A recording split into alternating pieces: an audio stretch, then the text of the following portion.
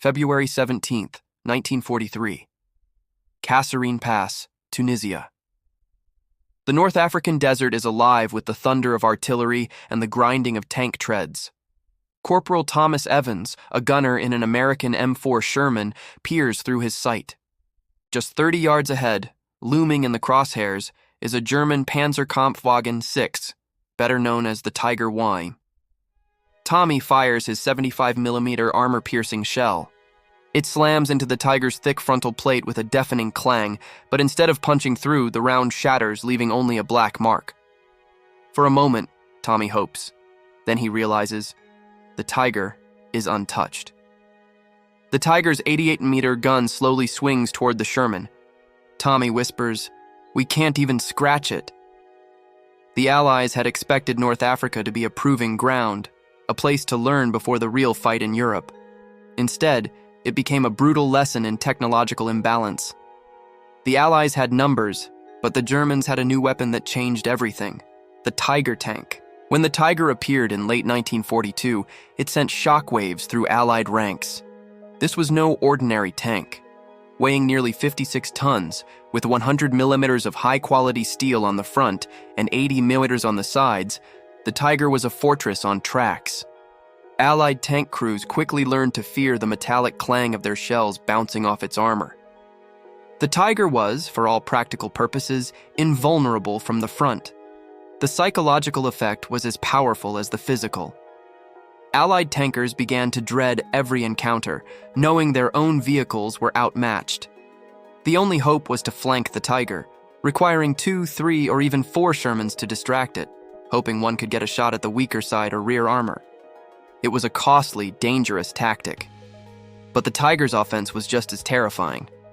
Its 88mm gun, adapted from the famous German anti-aircraft cannon, could destroy a Sherman from over a mile away, long before the Allied tank could even get close.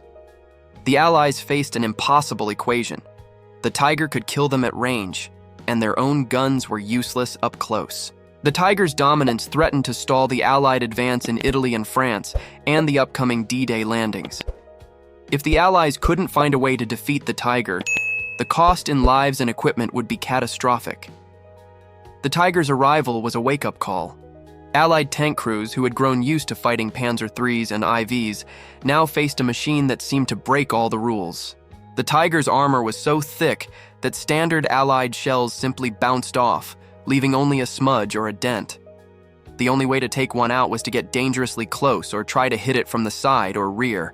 No easy feat in the chaos of battle. The psychological impact was immense. Tank crews began to dread every encounter with a Tiger. Stories spread quickly. "Don't shoot at the front, it's a waste of ammo." "If you see a Tiger, call for air support." It takes 3 Shermans to kill one Tiger, 2 to distract it and 1 to get behind.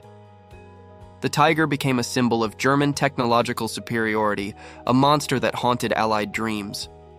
But the Tiger's reputation was not just built on fear. It was a machine of war unlike anything the Allies had yet encountered. Its thick armor and powerful gun made it a formidable opponent, but it was also a product of German engineering philosophy. Build the best, no matter the cost. The Tiger was expensive, complex, and difficult to maintain. It required skilled crews and constant attention. But on the battlefield, it was a game changer. The Allies quickly realized they needed a solution. Standard armor-piercing rounds were useless against the Tiger's frontal armor. Even the British 6-pounder and American 75mm guns struggled to penetrate its sides. The only hope was to develop a new kind of ammunition, a round that could punch through the Tiger's armor without requiring a bigger, heavier gun. The search for a Tiger killer began in earnest. Engineers and scientists in Britain, Canada, and the United States raced to find a solution. The answer would come not from brute force, but from innovation, a radical new kind of projectile that would change the course of the war. Rehook. But what was this secret weapon? And how did a team of scientists and engineers working in cold, cramped labs far from the front lines come up with a round that could defeat the most feared tank in the world? In the next section, we'll dive into the science and ingenuity behind the armor-piercing discarding sabot, the APDS round. The Tiger tank's arrival on the battlefield was a wake-up call for Allied engineers and scientists. The old ways of tank warfare, bigger guns, heavier shells, were suddenly obsolete. The Tiger's armor was simply too much for anything the Allies had in their arsenal. If the Allies couldn't build a bigger gun fast enough, they needed to make their existing guns smarter. This is where the story of the armor-piercing discarding sabot, or APDS, begins. A story of science, desperation, and a little bit of madness.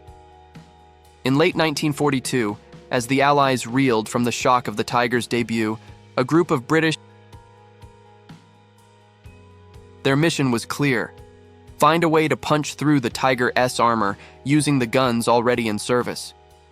The answer, they realized, wasn't to make the shell heavier, but to make it faster and more focused.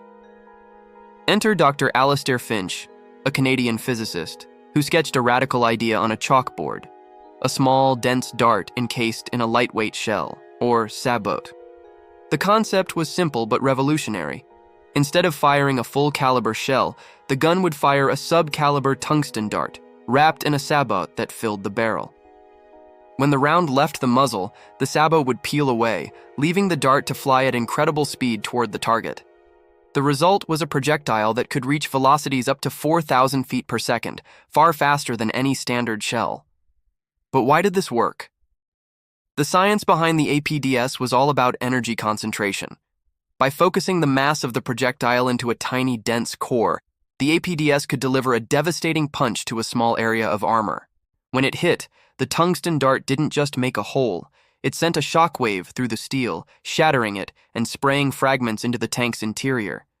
The effect was often catastrophic, igniting ammunition and killing the crew instantly. The APDS round was a radical departure from the traditional armor-piercing AP shell. Standard AP rounds relied on sheer mass and velocity to punch through steel. But the Tiger's armor was so thick and well-angled that even the heaviest Allied shells simply bounced off or shattered. The APDS, by contrast, used a small, ultra-dense core, usually made of tungsten carbide, encased in a lightweight sabot. The sabot filled the gun barrel, ensuring that all the propellant's energy was transferred to the dart. As soon as the round left the barrel, the sabot fell away, and the dart continued on its path at incredible speed. The genius of the APDS lay in its ability to concentrate kinetic energy on a tiny point. The tungsten core, being much denser than steel, carried more energy for its size. When it struck armor, the energy was focused on a small area, allowing it to punch through even the thickest steel. The result was a round that could defeat the Tiger's armor at ranges where standard shells were useless. But inventing the APDS was only half the battle. Manufacturing the rounds was a nightmare. Tungsten was rare and difficult to machine. The sabot had to be precisely engineered to separate cleanly in flight. Early test rounds were erratic, sometimes tumbling or breaking apart before reaching the target.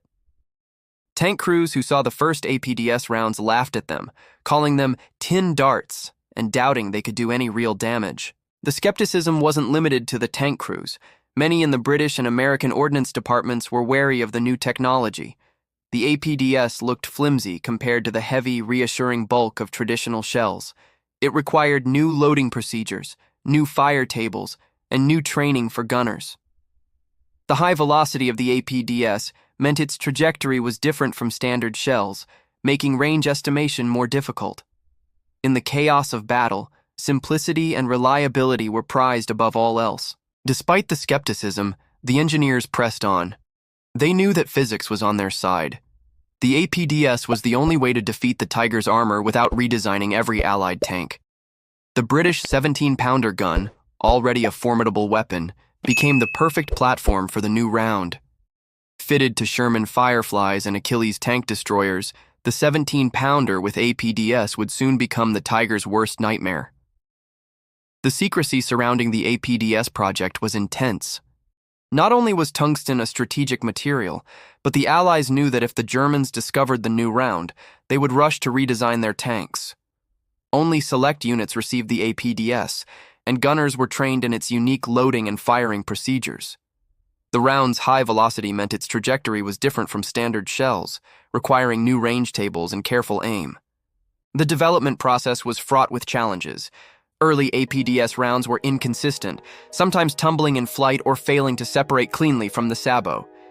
Engineers worked tirelessly to refine the design, experimenting with different materials, shapes, and manufacturing techniques. The goal was to create a round that was not only effective, but also reliable and easy to use in the heat of battle. The breakthrough came when engineers perfected the design of the sabot, ensuring that it would separate cleanly and consistently from the tungsten core.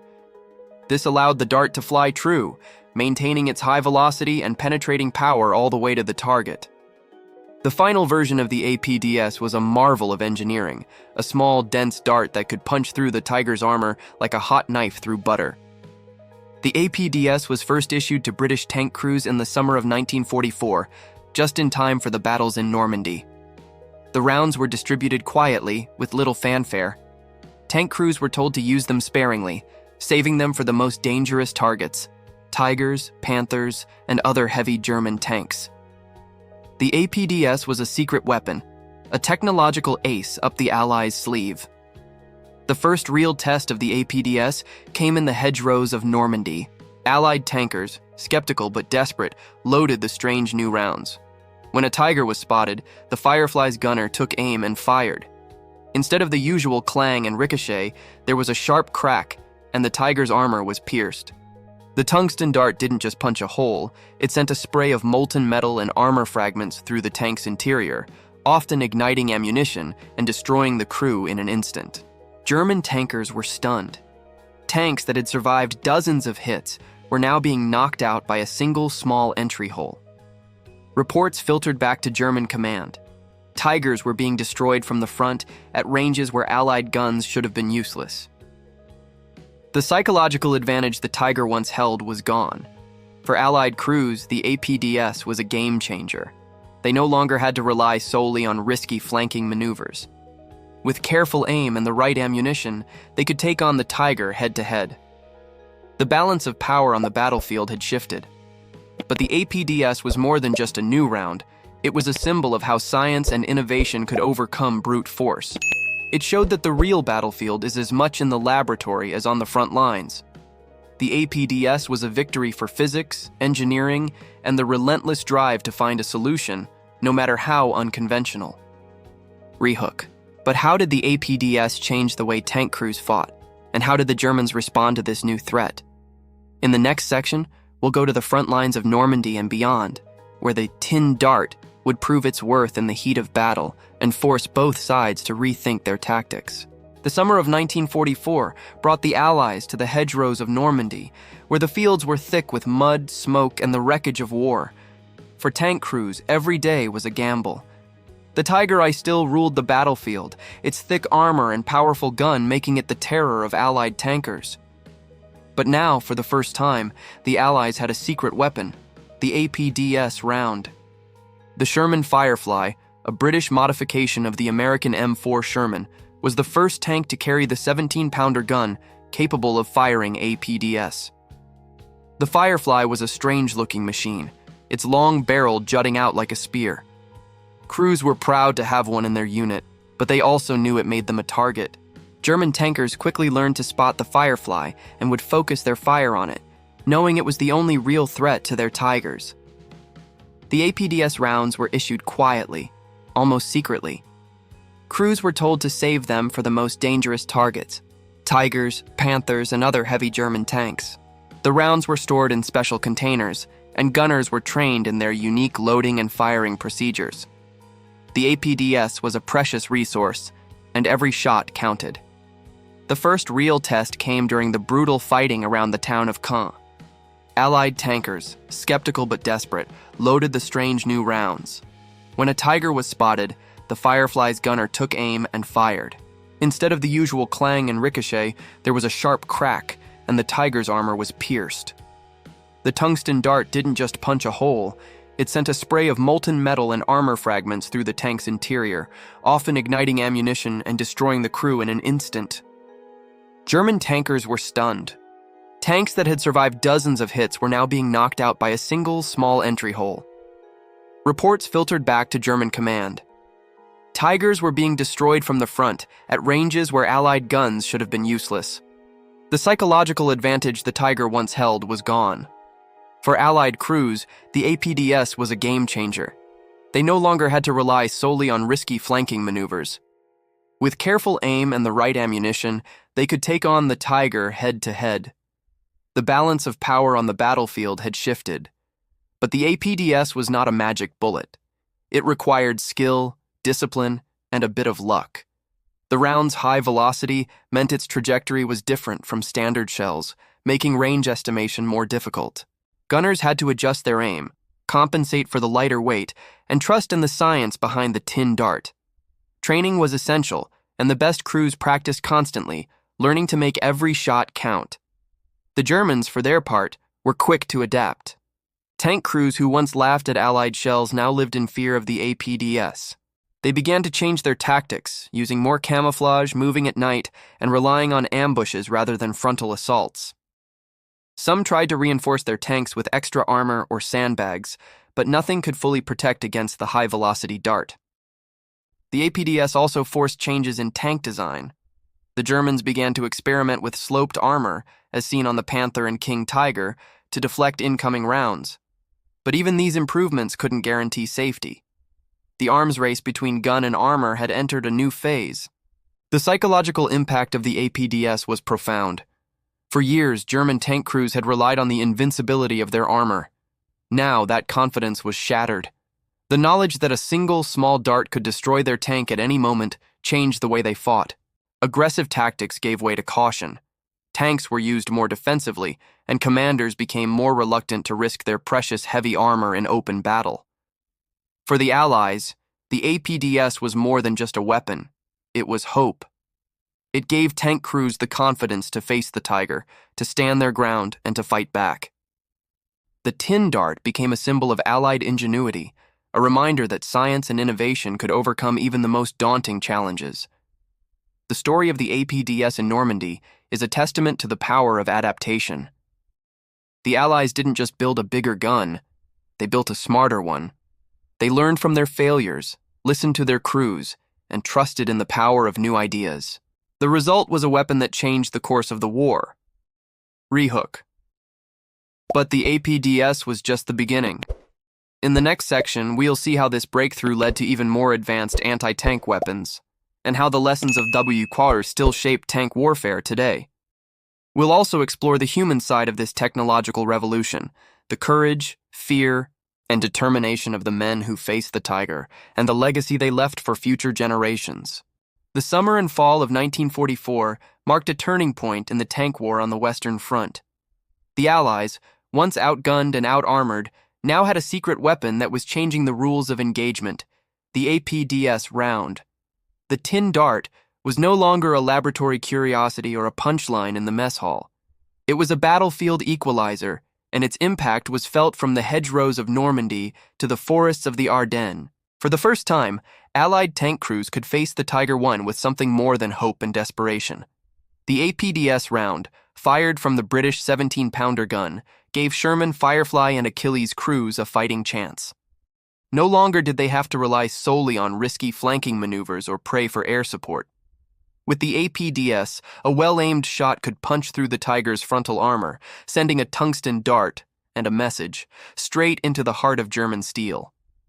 The effect on German tank crews was immediate and profound.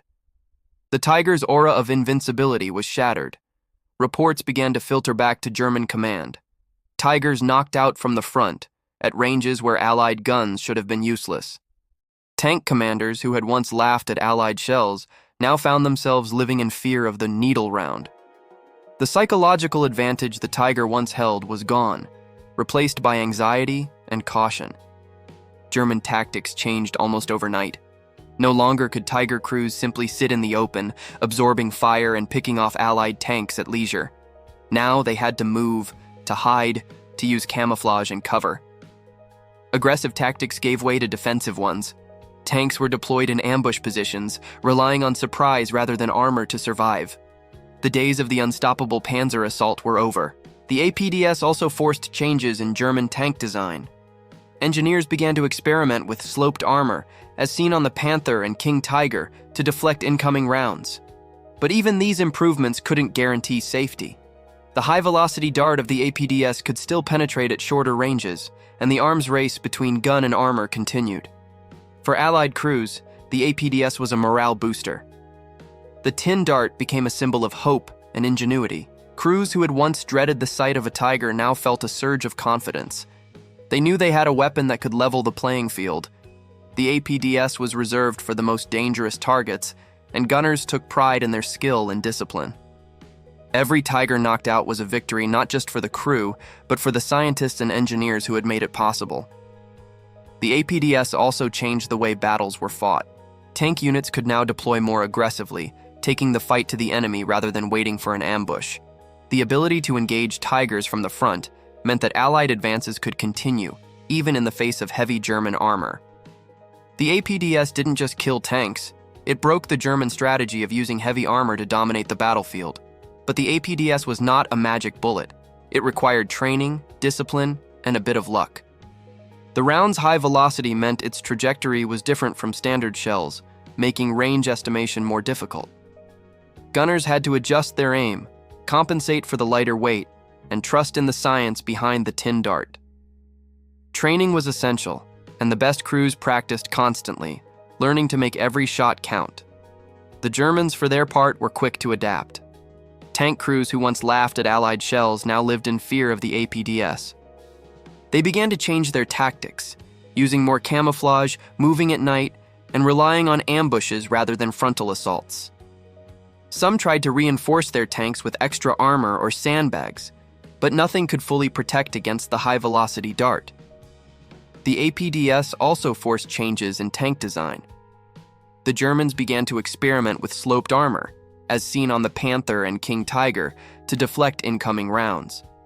But even these improvements couldn't guarantee safety. The arms race between gun and armor had entered a new phase. The psychological impact of the APDS was profound. For years, German tank crews had relied on the invincibility of their armor. Now, that confidence was shattered. The knowledge that a single small dart could destroy their tank at any moment changed the way they fought. Aggressive tactics gave way to caution. Tanks were used more defensively, and commanders became more reluctant to risk their precious heavy armor in open battle. For the Allies, the APDS was more than just a weapon. It was hope. It gave tank crews the confidence to face the tiger, to stand their ground, and to fight back. The tin dart became a symbol of Allied ingenuity, a reminder that science and innovation could overcome even the most daunting challenges. The story of the APDS in Normandy is a testament to the power of adaptation.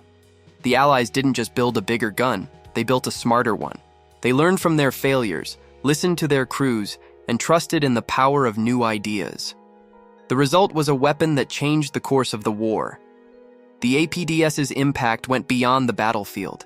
It forced a change in German doctrine. Tanks had to be used less aggressively and often deployed in static ambush positions, relying on the element of surprise rather than their armor's resistance. This reduced mobility directly hampered the German ability to mount effective counterattacks against the advancing Allied forces. The APDS round, in effect, slowed the German war machine down. The success of the APDS was a pure victory for material science and ballistics. It proved that velocity and density could defeat mass and thickness. The tungsten carbide core, despite its small size, transferred all its energy into a minuscule area, creating a highly localized stress that the steel armor could not withstand. The subsequent German attempts to counter this round were slow and often ineffective. They could not simply make the armor thicker without rendering the tank immobile. The only reliable defense against the APDS was angled armor sloping the armor plates to increase the effective thickness and induce ricochet, a principle the Soviets had already implemented with the T-34 and which the Germans later adopted with the Panther and King Tiger. However, even the King Tiger's thick sloped frontal armor remained vulnerable to APDS fire at shorter ranges, particularly from the powerful upgraded versions of the 17-pounder. The APDS was the unsung hero that allowed the 17-pounder gun, already a formidable weapon, to remain relevant and deadly throughout the entire war, preventing the Allies from having to immediately halt production and redesign their entire medium tank fleet. It was the crucial bridge technology that kept Allied tanks in the fight until the American 76mm and the British 20-pounder guns could be deployed. The story of the APDS is a profound example of how a small, weird technological breakthrough developed by scientists in labs far from the battlefield can unilaterally shift the balance of military power. It proved that innovation, not just sheer industrial muscle, determines who wins. Rehook. But the APDS was just the beginning. In the next section, we'll see how this breakthrough led to even more advanced anti-tank weapons, and how the lessons of WWII still shape tank warfare today. We'll also explore the human side of this technological revolution, the courage, fear, and determination of the men who faced the Tiger, and the legacy they left for future generations. The APDS round may have been a technological marvel, but it was the men who loaded, aimed, and fired it who truly changed the course of the war. The story of the tin dart is not just about science and steel. It asks about the human experience of tank warfare, the courage and fear of the crews, and the way innovation on the battlefield reshaped the lives of those who fought. For Allied tank crews, the arrival of the APDS was a lifeline. Before its introduction, facing a Tiger was a nightmare. The stories of shells bouncing off the Tiger's armor, of Shermans burning after a single hit, and of desperate flanking maneuvers that too often ended in disaster were all too real. The Tiger was more than a machine. It was a psychological weapon, a symbol of German dominance that haunted the dreams of every Allied tanker. The first time a crew fired an APDS round in combat, everything changed. The sharp, high-pitched crack of the sabot separating, the dart's incredible speed, and the sudden catastrophic destruction of a Tiger that had seemed invincible. It was a revelation. For the first time, Allied tankers felt they had a fighting chance. The tin dart became a symbol of hope, a secret weapon that could turn the tables on the battlefield. But using the APDS was not without its challenges.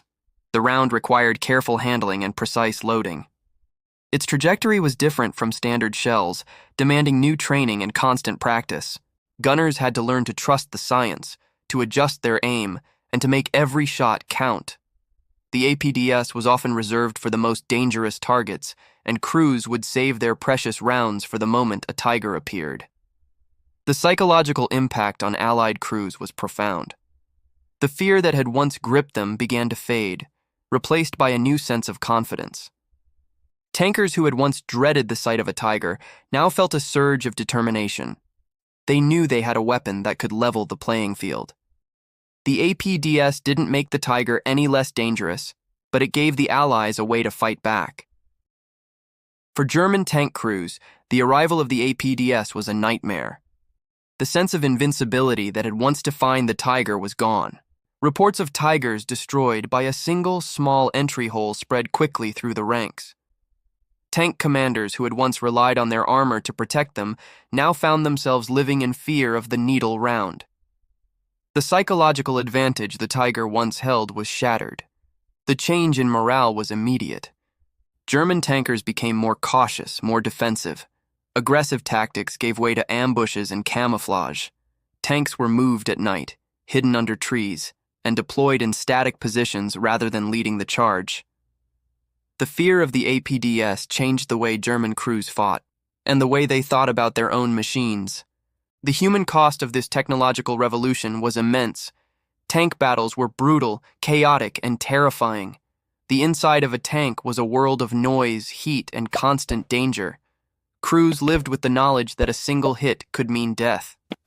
The APDS made the battlefield even more lethal, turning once invincible tanks into vulnerable targets. Yet, in the midst of this chaos, there was also courage, camaraderie, and resilience. Tank crews became close-knit teams, relying on each other for survival. They shared stories, jokes, and moments of hope. They learned to trust their training, their instincts, and the new weapons at their disposal. The bond between crew members was unbreakable, forged in the heat of battle and the shared struggle to survive. The APDS also changed the way tankers remembered the war. For many, the tin dart was a symbol of ingenuity and adaptation, a reminder that even in the darkest moments, there was always a way forward. The stories of Tigers destroyed by APDS rounds became legends, told and retold in mess halls and reunions for years to come. The impact of the APDS went beyond the battlefield. It forced a change in doctrine, training, and even the design of future tanks. The lessons learned in Normandy and the Ardennes shaped the development of new weapons and tactics. Engineers realized that no amount of armor could guarantee safety. The focus shifted to mobility, firepower, and the ability to adapt to new threats. After the war, the APDS concept was refined and improved. The armor-piercing fin-stabilized discarding sabot, APDS, became the standard for modern tanks. The principle was the same: a small, dense dart fired at incredible speed, capable of defeating even the most advanced armor. Today, APDS rounds are used by tanks around the world, from the American M1 Abrams to the British Challenger and the German Leopard. The legacy of the APDS is a testament to the power of innovation. It showed that science and engineering could change the course of history. It proved that the real battlefield is as much in the laboratory as on the front lines. And it reminded us that the courage and determination of those who fight can turn even the most daunting challenges into opportunities for victory. But perhaps the most important lesson of the APDS is about the human spirit. The men who faced the tiger, who loaded the tin dart, and who fought on against impossible odds showed that hope and ingenuity can overcome even the most terrifying obstacles. Their story is a reminder that war is not just about machines, but about people, about the choices they make, the risks they take, and the legacy they leave behind. Rehook. In the final section, we'll explore how the APDS and the lessons of WWII continue to shape modern tank warfare, and why the story of the tin dart still matters in a world where technology and courage go hand in hand. The end of World War II did not mark the end of the APDS story. In fact, the tin dart was just the beginning of a new era in armored warfare. The lessons learned from the desperate battles against the Tiger the Rhine and the breakthrough of the APDS round would ripple through the decades, shaping the design of tanks, the development of new weapons, and the very way armies thought about the battlefield. After the war, engineers and military planners around the world took a hard look at what had happened in Normandy, the Ardennes, and beyond. The APDS had proven that no matter how thick the armor, there was always a way to defeat it. The focus shifted from building ever heavier tanks to finding smarter ways to protect and destroy them. The arms race between gun and armor entered a new phase, one defined by speed, precision, and innovation. The APDS concept was refined and improved. The next step was the armor-piercing fin-stabilized discarding sabot, APDS, a dart fitted with stabilizing fins for even greater accuracy and penetration. These new rounds could travel at even higher velocities, striking with such force that even the most advanced composite and sloped armors could be breached. Today, APDS rounds are the standard ammunition for main battle tanks worldwide, from the American M1 Abrams to the British Challenger and the German Leopard. But the legacy of the APDS is not just technical, it's about the way armies think about war. The tin dart forced a revolution in doctrine. No longer could tank designers rely on sheer thickness of steel. Instead, they had to consider mobility, active protection systems, and the integration of tanks into combined arms teams. The days of the invincible heavy tank were over. The future belonged to those who could adapt, innovate, and use every tool at their disposal. The APDS also changed the way tank crews trained and fought. Gunners learned to trust in science, to master new ammunition, and to make every shot count. Commanders learned to use their tanks more flexibly, to avoid static defenses, and to work closely with infantry, artillery, and air support. The battlefield became a place of constant change, where the only certainty was that nothing would stay the same for long. The psychological impact of the APDS and its descendants is still felt today. Modern tank crews know that no armor is truly invulnerable. The knowledge that a small, high-velocity dart can defeat even the most advanced tank keeps everyone on their toes. It's a reminder that the real battle is not just between machines, but between the minds that design, build, and use them. The story of the APDS is also a story of international cooperation. The breakthrough was the result of British, Canadian, and American scientists working together, sharing ideas and resources in a time of crisis. It is a testament to what can be achieved when nations put aside their differences and focus on a common goal. The tin dart was not just a weapon, it was a symbol of unity, ingenuity, and the relentless pursuit of victory. For the veterans who fought in WWII, the APDS was more than just a round. It was hope. It was the answer to the terror of the tiger, the key to survival, and the proof that even in the darkest moments, there is always a way forward. Their courage, determination, and willingness to embrace new ideas changed the course of history. Today, the legacy of the APDS lives on in every modern tank round, every innovation in armor and firepower, and every soldier who trusts that the right tool can make all the difference. The weird little tin dart that once made tankers laugh became the weapon that ended the Tiger-S reign and changed the face of warfare forever. As you finish this documentary, think about what the APDS means for us now. Is it a lesson in the power of innovation? A reminder that no advantage lasts forever? Or simply a story of how science, courage, and teamwork can change the world? Whatever it is, let it inspire you to face your own challenges with the same spirit of determination and hope. If you've enjoyed this journey through the story of the APDS and the end of the Tiger-S invincibility, please like, comment, and subscribe for more untold WWII stories and deep dives into the technology and people that shaped history. What do you think is the most important lesson from the Tin Dart story? Share your thoughts below.